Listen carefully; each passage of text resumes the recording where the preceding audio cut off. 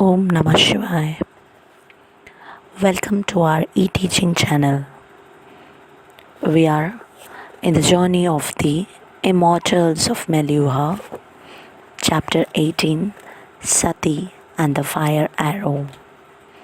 Nothing can be done, my lord, said a visibly uncomfortable Ayurvati. She and Shiva were standing in a corner of the hut, at what they thought was a safe distance beyond the range of Sati's ears. Parvateshwar was standing beside them, holding his tears back. Come on, Ayurvati, urged Shiva. You are the best doctor in the land. All we have to do is wait for the fever to break. This fever cannot be broken, reasoned Ayurvati. There is no cure for the Agniban poison. We are only lengthening Sati's agony by keeping the fever low. The moment the medicines are stopped, the fever will recur with an vengeance. Let it go, Shiva, mumbled a frail voice from the bed. Everyone turned to stare at Sati. Her face wore a smile that comes only with the acceptance of the inevitable. I have no regrets. I have told you what I needed to. I am content. My time has come. Don't give up on me, Sati, cried Shiva. You are not gone yet. We will find a way. I will find a way. Just bear with me. Sati gave up. She did not have the strength.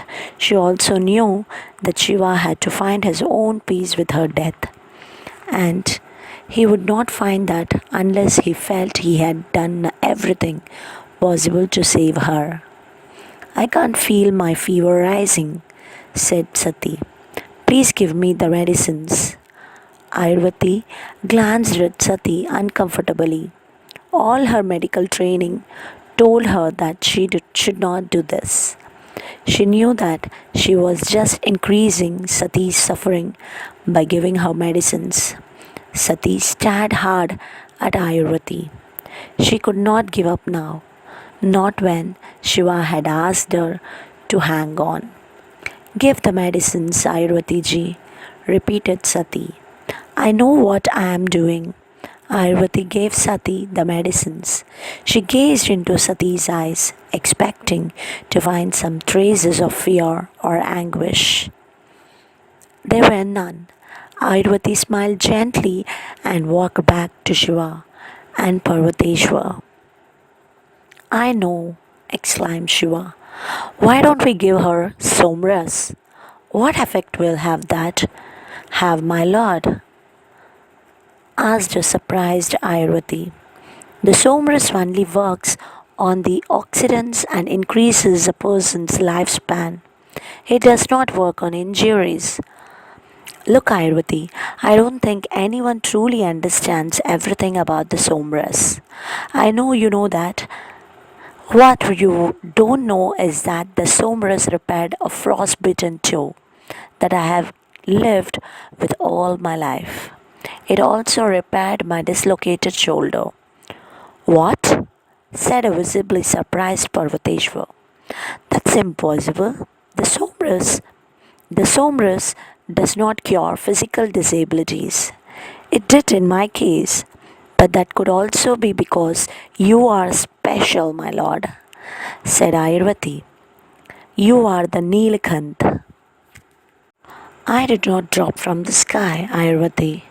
My body is as human as Sati's, as human as yours.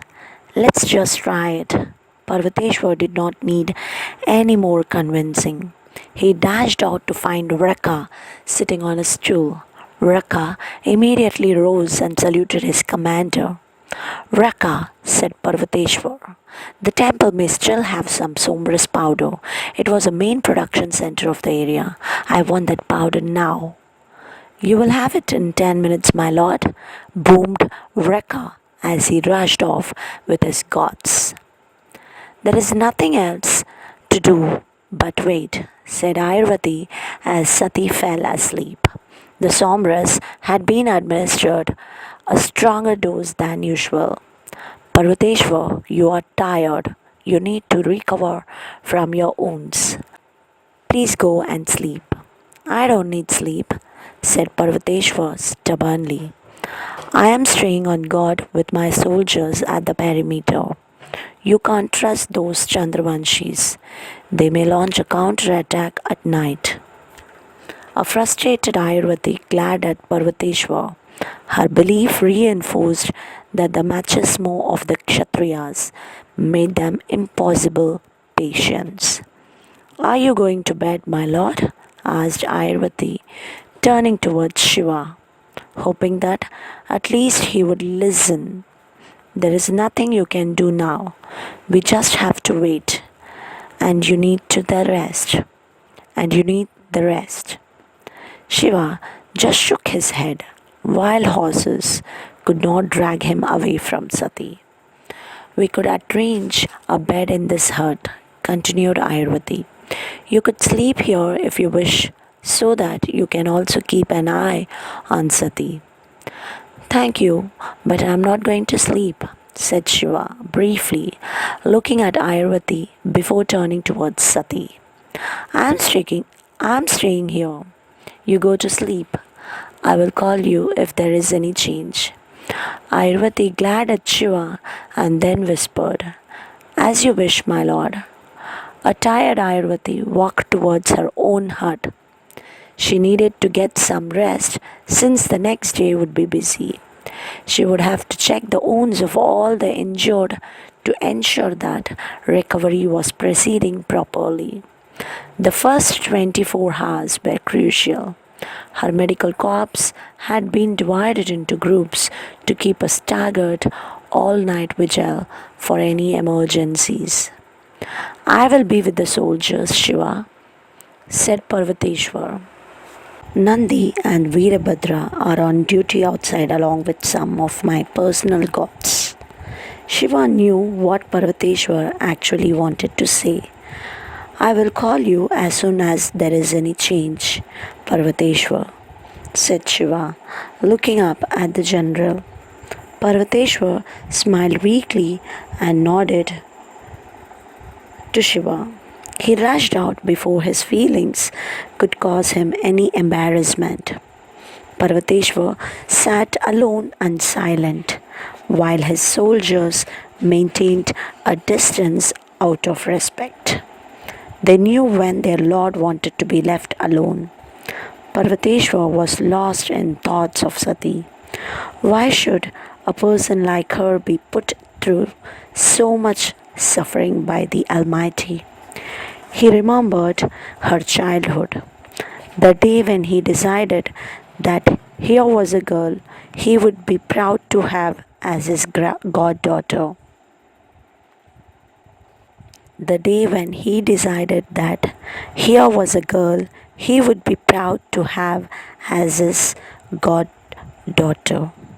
That fateful day when for the first and only time he regretted his vow to not have any progeny of his own. Which foolish father would not want a child like Sati?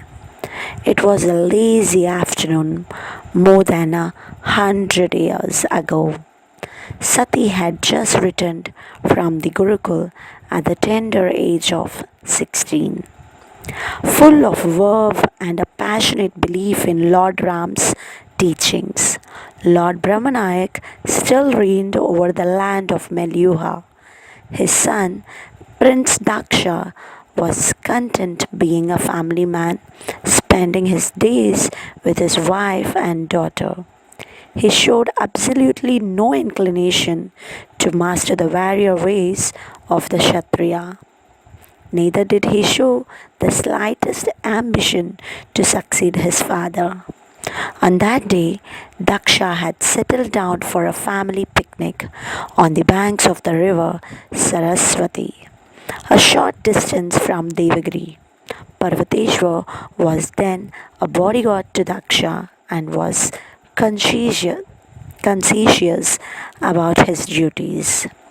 He sat near the prince, close enough to protect him, but far enough to give some privacy to the prince and his wife. Sati had wandered off into the forest in the distance while remaining close to the river so that she was visible. Suddenly, Sati's cry ripped through the silence. Daksha, Veerini, and Parvateshwar looked up startled. They rushed to the edge of the bank to see Sati at the river bend, ferociously battling a pack of wild dogs. She was blocking them to protect a severely injured woman. It could be seen even from the distance that the caste unmarked fair woman was a recent immigrant who did not know that one never approached the banks without a sword to protect oneself from the wild animals.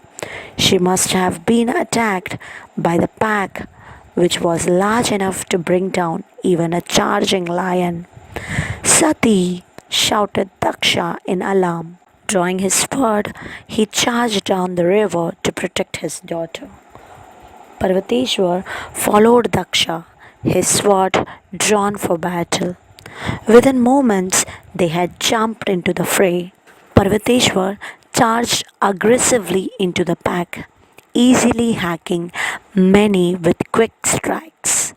Sati, regenerated by the sudden support, fought back the four dogs charging towards her all at once. Daksha fought ferociously despite an obvious lack of martial skills, with a passionately protective spirit that only a parent feels for his offspring. But the animals could sense that Daksha was the weakest among their human enemies. 6 dogs charged at him at the same time. Daksha drove his sword forward in a brutal jab at the dog in front of him. A mistake. Even though Daksha felt the dog, his sword was stuck in the dead animal. That was all the opening that the other dogs needed. One charged viciously from the side, seizing Daksha's right forearm in its jaws. He roared in pain, but held on to his sword as he tried to wrestle him arm free.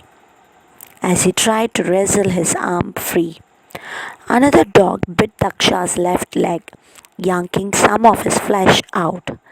Seeing his lord in trouble, Parvateshwar yelled in fury as he swung his sword at the body of the dog clinging to Daksha's arm, cleanly cutting his beast in half.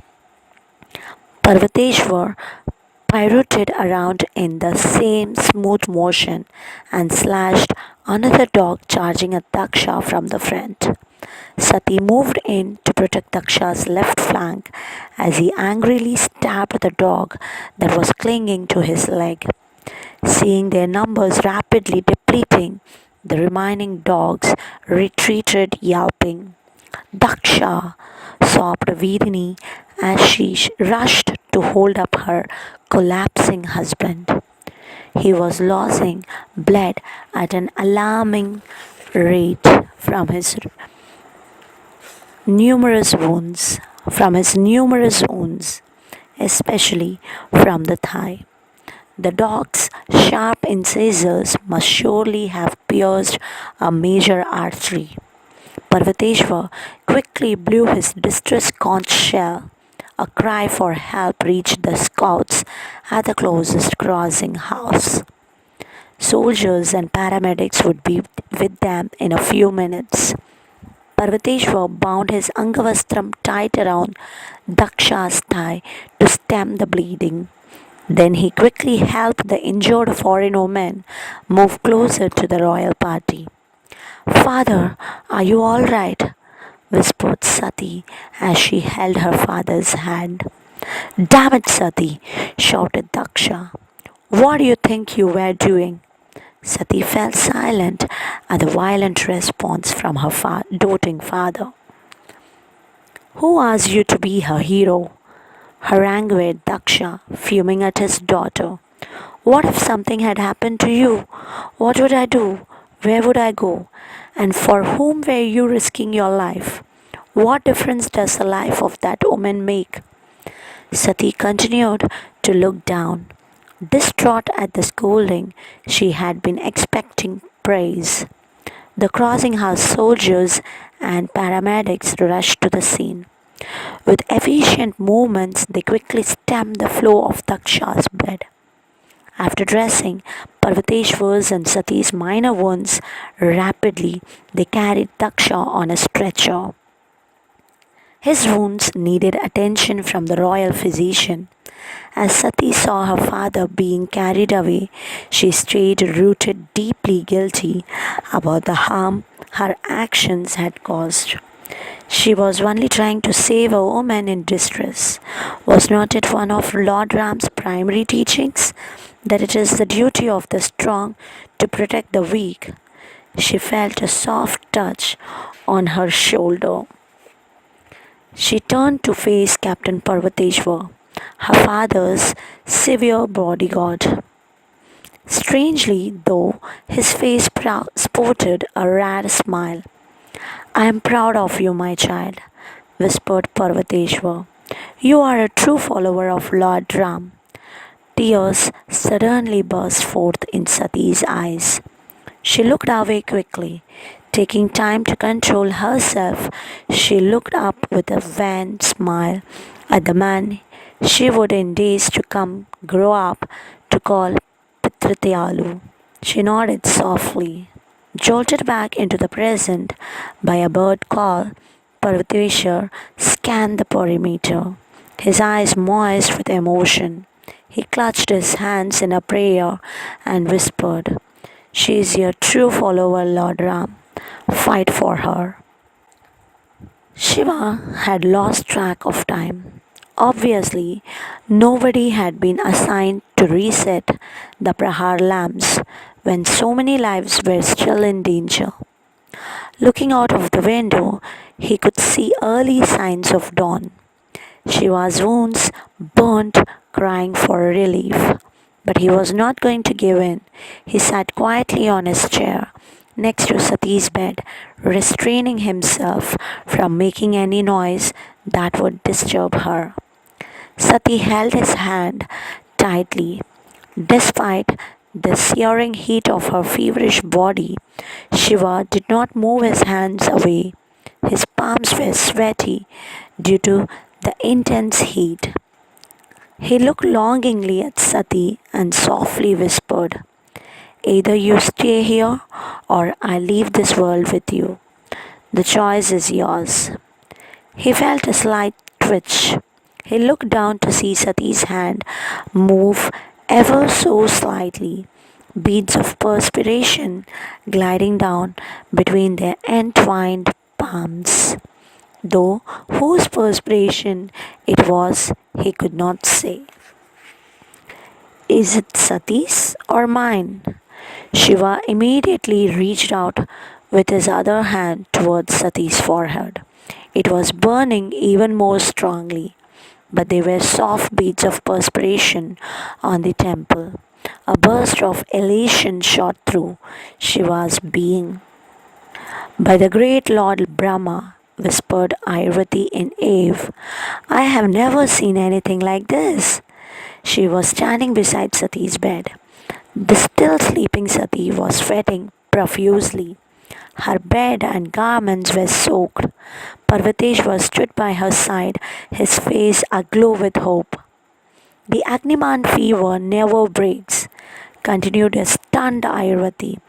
This is a miracle. Shiva looked up, his face shimmering with the ecstasy of a soul that had salvaged its reason for existence. May the holy lake bless the Somras. Parvateshwar noticed Sati's hand clutched tightly in Shiva's, but he did not comment. The bliss of this moment had finally crowded out his instinctive drive to stop something unacceptable under the laws of the land. My lord, said Irvati softly, we must bathe her quickly. The sweat must be removed. However, considering that her wounds cannot get wet, my nurses will have to rub her down. Shiva looked up at Ayurvati and nodded, not understanding the implication. My lord, said Ayurvati, that means you will have to leave the room. Of course, said Shiva. As he got up to leave, Ayurvati said, My lord, your hands would need to be washed as well. Shiva looked down, noticing Sati's sweat. He looked up at Ayurvati and nodded, I will do so immediately. This is a miracle, Sati. Nobody has ever recovered from an Agniban, said Ayurvati, beaming from ear to ear. I'll be honest, I had given up hope. It was the Lord's faith that has kept you alive. Sati was lying on her bed, wearing a smile and freshly washed clothes. A new bed had been brought in with freshly laundered and sterilized linen. All traces of the toxic sweat triggered by the somras had been removed. Oh no, said a self conscious Shiva. I did nothing. It was Sati's fighting spirit that saved her. No, Shiva, it was you, not me, said Sati, holding Shiva's hand without any hint of tentativeness. You have saved me at so many levels. I don't know how I can even begin to repay you. By never saying again that you have to repay me. Sati smiled even more broadly and held Shiva's hand tighter. Parvateshwar looked on gloomily at both of them, now unhappy with the open display of their love. All right, said Ayurvati, clapping her hands together as if to signal the end of an episode. Much as I would like to sit here and chit chat with all of you, I have work to do. What work? Asked Shiva playfully. You are a brilliant doctor. You have an exceptional team. I know that every single injured person has been saved. There is nothing more for you to do. Oh, there is, my lord, said Ayurvati with a smile. I have to put on record how the Somras can cure an Agniban wound. I will present this at the medical council as soon as I return to Devagiri. This is a big news. We must research the curative properties of the Somras. There is a lot of work to do. Shiva smiled fondly at Ayurvati. Sati whispered, Thank you, Ayurvati ji. Like thousands of others, I too owe my life to you. You owe me nothing, Sati. I only did my duty. Ayurvati bowed with a formal namaste and left the room. Well, even I, mumbled Parvateshwar awkwardly as he walked out. Parvateshwar was surprised to find Ayurvati waiting for him outside. She was standing at a safe distance from the gods. Whatever it was that she wanted to talk about, she did not want the others to hear. What is it, Ayurvati? Asked Parvateshwar. I know what's bothering you, Parvateshwar, said Ayurvati. Then how can you just stand by and watch? I don't think it is right. I know that this is not the correct time to say anything, but I will raise the issue when appropriate. No, you should not. How can you say that? Asked a shocked Parvateshwar. You come from a rare family which did not have even one renegade Brahmin during the rebellion. Lord Ram insisted that the laws had to be followed strictly. He demonstrated repeatedly that even he was not above the law. Shiva is a good man, I won't deny that, but he cannot be above the law. Nobody can be above the law, otherwise, our society will collapse. You, above all, should know this. I know only one thing, said Ayurvati, determined. If the Nilkant feels it is right, then it is right. Parvateshwar looked at Ayurvati as if he did not recognize her. This could not be the woman he knew and admired, the woman who followed the law without exception. Parvateshwar had begun to respect Shiva, but the respect had not turned into an unquestioning faith. He did not believe that Shiva was the one who would complete Lord Ram's work. In Parvateshwar's eyes, only Lord Ram deserved absolute obedience, nobody else. In any case, said Ayurvati, I have to leave. I have a theory to think about. Really? Asked Shiva. You mean it is not necessary in Meluha that the emperor's firstborn son succeed him? Yes, replied Sati, smiling. Shiva and Sati had spent many hours over the previous week talking about matters important and mundane. Sati, while recovering quickly, was still bedridden. The convoy had set up camp at Koonj till such time as the injured were ready to travel. The journey to Lothal had been called off. Shiva and Parvateshwar had decided that it was better to return to Devagiri as soon as the wounded were able to. Sati shifted slightly to relieve a bit of the soreness in her back, but she did not let go of Shiva's hand while doing so. Shiva leaned forward and pushed back a strand of hair that had slipped onto Sati's face. She smiled lovingly at him and continued, You see, till around 250 years ago, the children of the kings were not his birth children. They were drawn from the Maika system, so there was no question of knowing who was the firstborn. We could only know his first adopted. Fair point. But in addition, it was not necessary that the first adopted child would succeed. This was another one of the laws that Lord Ram instituted for stability and peace. You see, in the olden days, there were many royal families, each with their own small kingdoms. All right, said Shiva, paying as much attention to Sati's words as to the hypnotizing dimples that formed on her cheeks when she spoke. These kings would probably at war all the time so that one of them could be overlord for however short a period. Obviously, smiled Sati, shaking her head at the foolishness of the kings before Lord Ram's time. Well, it is the same everywhere, said Shiva, remembering the constant warfare in his part of the world. Battles for supremacy amongst the kings led to many unnecessary and futile wars, where the only ones who suffered were the common people, continued Sati. Lord Ram felt it was ridiculous for the people to suffer so that the egos of the kings were fed. He instituted a system where a Rajya Sabha, the ruling council consisting of all Brahmins and Kshatriyas of a specific rank, was created.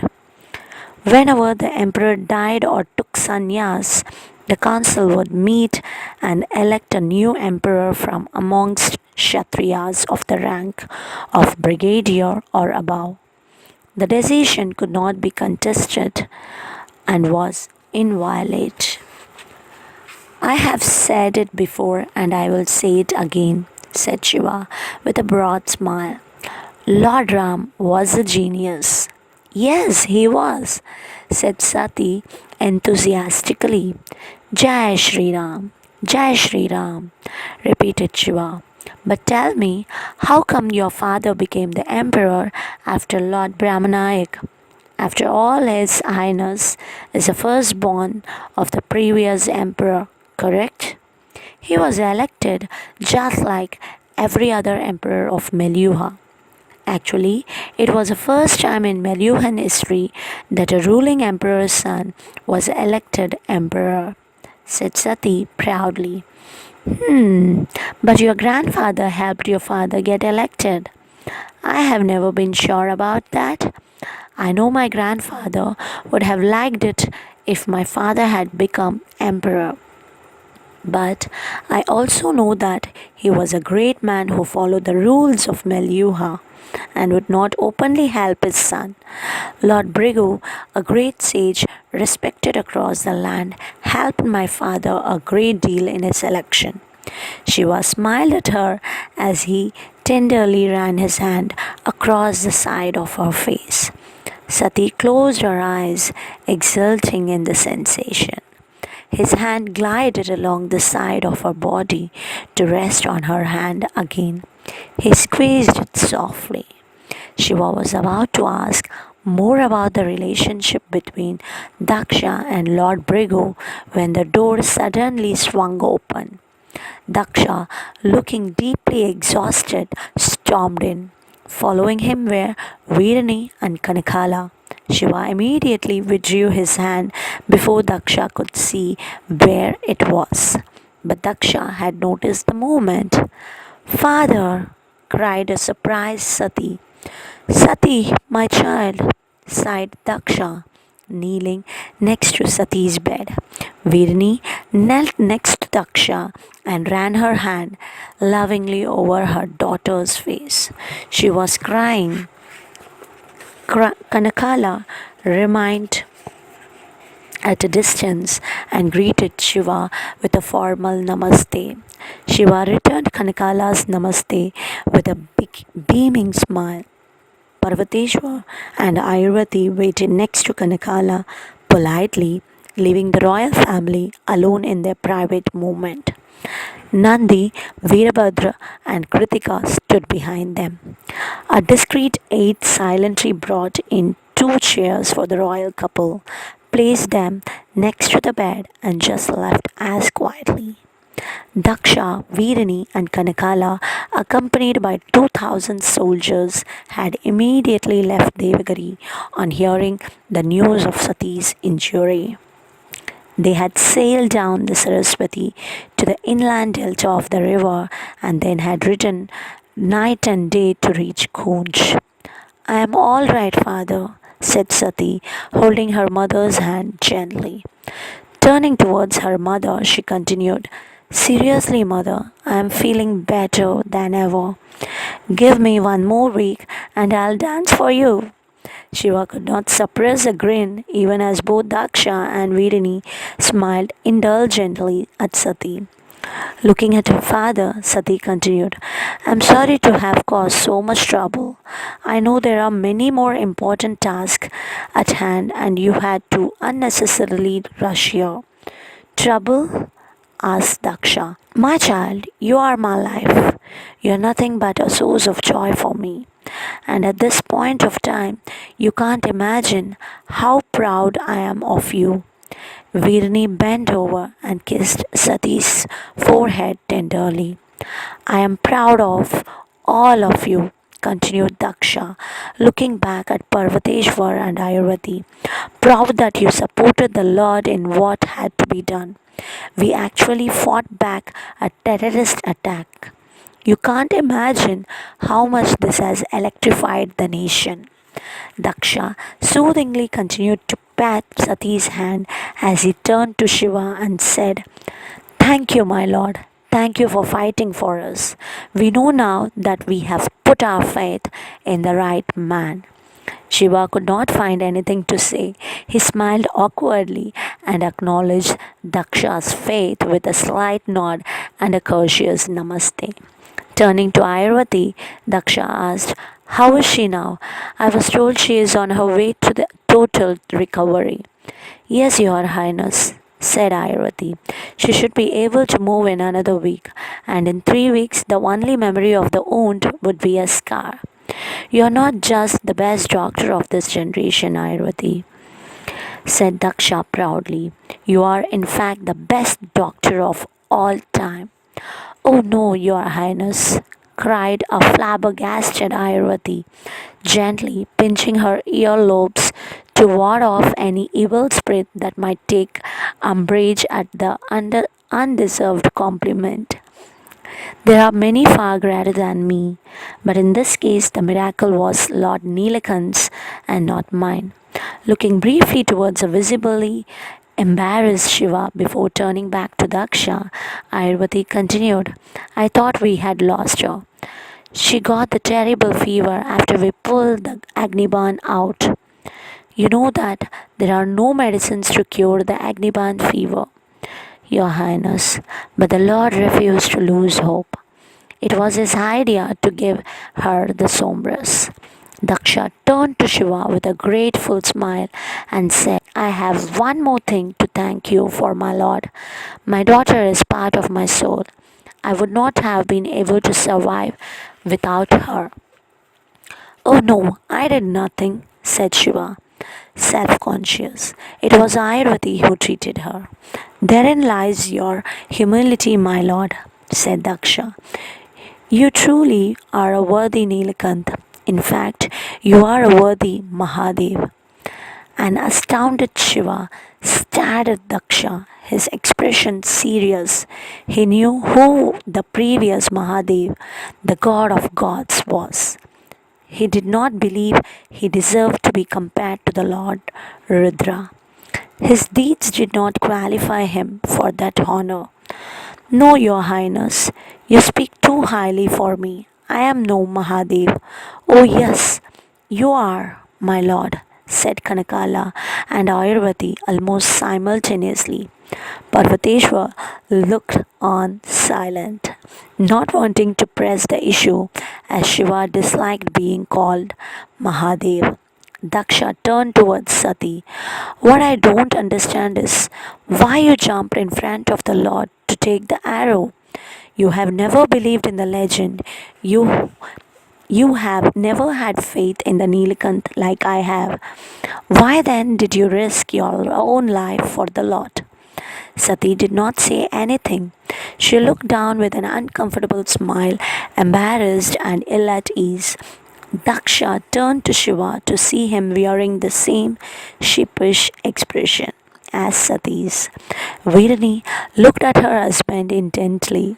She waited for him to rise and speak to Shiva.